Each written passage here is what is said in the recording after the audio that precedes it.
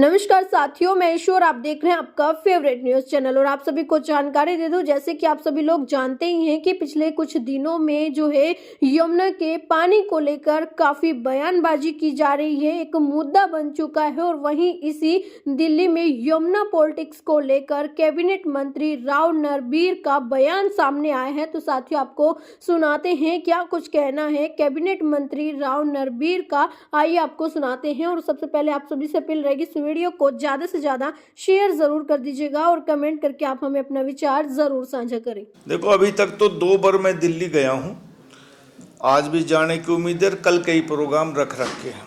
3 तारीख को चुनाव प्रचार बंद होने जा रहा, तो इसलिए सभी हरियाणा के तकरीबन राजनीतिक लोगों की ड्यूटी लगी और 32 विधानसभा में तो खास तौर पर हरियाणा के लोगों की ड्यूटी लगी है। जिस हिसाब से लोगों का समर्थन इकट्ठा हो रहा है, जनसमूह इकट्ठा हो रहा है और लोगों से बात करने पर आपको लग रहा है कि अब के भारतीय जनता पार्टी के लोग दिल्ली में सरकार बनाने जा रहे हैं।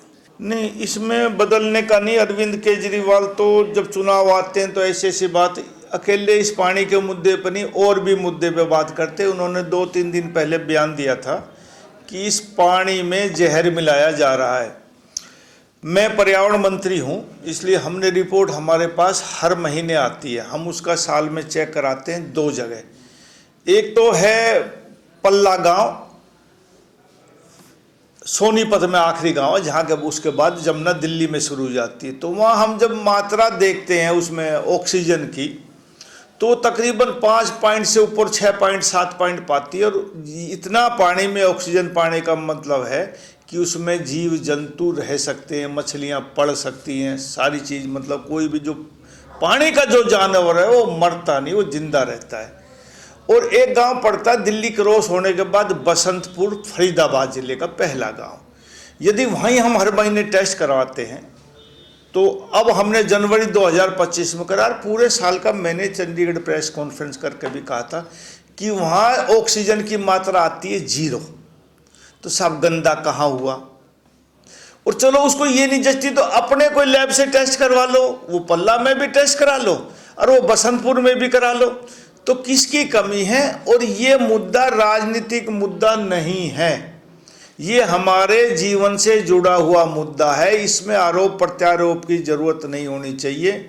ये चुनाव तो आते जाते रहेंगे, जिंदगियां जरूरी है, इसलिए इस विषय पे बैठकर आपस में बात करके गहनता से विचार करके इसके समाधान की तरफ हमें चलना चाहिए। मैं अरविंद केजरीवाल से भी निवेदन करता हूं कि आपस की बहसबाजी में ना पड़ के, बयानबाजी में ना पड़ के, ये राजनीतिक मुद्दा ना बनाओ, इसके समाधान की ओर चलना चाहिए। हमारी गलती है तो हम उसका सुधार करेंगे, और यदि उनकी गलती है तो वो सुधार जरूर करें जी। ये 5 साल में 1 महीना आता भागने का, तो ये भागते रहते, कभी कोई किधर चला जाता, कभी कोई किधर चला जाता है। मैं इस बात को ज़्यादा मैटर नहीं देना चाहता। जनता जब भागती है तब बदलाव आता है। विधायकों के भागने से ना कभी सरकार बदली है ना कुछ है, लेकिन अब के आम आदमी पार्टी से लोग भाग रहे हैं, इसलिए लगता है कि भाजपा की सरकार अब की बार दिल्ली में जरूर बनेगी। अरविंद केजरीवाल एक और बात कह रहे हैं कि कांग्रेस बीजेपी की बी टीम बनकर काम कर रही है दिल्ली में। ये तो अरविंद केजरीवाल और कांग्रेस तो कल तक तो चुनाव मिलकर लड़ रहे थे। अब कौन किसकी बी टीम में, हरियाणा की जनता, देश की जनता जानती है। उनका काम है अरविंद केजरीवाल का लोगों को बहकाना, लेकिन अब उनका घड़ा भर गया। 10 साल हो गए, लोगों ने देख लिया, तो कुछ भी कही जाओ, मेरे को लगता फर्क नहीं पड़ेगा उनका।